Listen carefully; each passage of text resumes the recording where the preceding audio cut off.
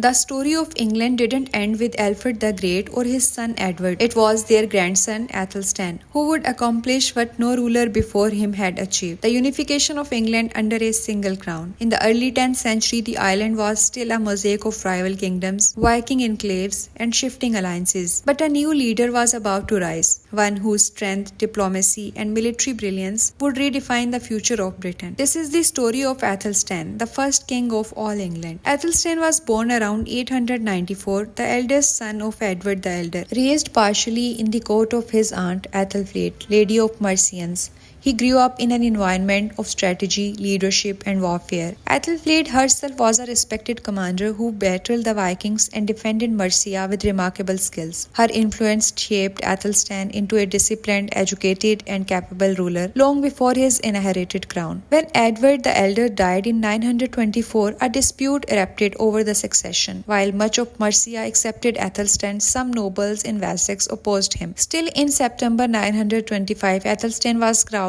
at Kingdom upon Thames in a ceremony that blended Christian rituals with ancient Anglo-Saxon customs. He was now king, but not yet the ruler of a unified land. Athelstan quickly strengthened his authority. He forged alliances through diplomacy and marriage connections, linking Wessex and Mercia to powerful European courts. He sought to expand control over Danelaw territories under Viking rules and bring the northern kingdoms under a single banner. In 927, Athelstan captured York, the last major Viking stronghold in England. This victory marked a turning point. For the first time in history, all English territories, from the southern shires to the northern borders, were united under one ruler. Athelstan had become the first king of all England, but unity was not easily maintained. A powerful coalition formed against him: the King of Scotland, the King of Strathclyde, several Viking leaders. In 937, this alliance marched south to challenge Athelstan's rule. The conflict culminated in the Battle of Brunanburh, one of the most decisive battles in the English history. Brunanburh was brutal. The Anglo-Saxon chronicles describe the fighting as fierce and relentless. Athelstan and his half-brother Edmund led their armies with extraordinary resolve. Against overwhelming forces, the English emerged victorious. The battle preserved the unity of England and secured Athelstan's place as one of its greatest kings. Beyond warfare, Athelstan was a reformer and a visionary. He strengthened laws, promoted justice, and enforced strict measures against corruption and crime. He invited scholars from across Europe to his court, turning it into one of the most learned courts of the age. Records from the time shows he supported monasteries, encouraged learning, and issued charters that shaped the administrative foundation of the kingdom. Athelstan died in 934, only 45 years old, and was buried at Malmesbury Abbey, a palace he deeply favored. Though his reign was relatively short, but its impact was immense. He transformed fragmented Anglo-Saxon territories into a single kingdom, the earliest form of the England we know today. Athelstan's legacy is clear. He was more than a warrior, more than a diplomat, more than a reformer.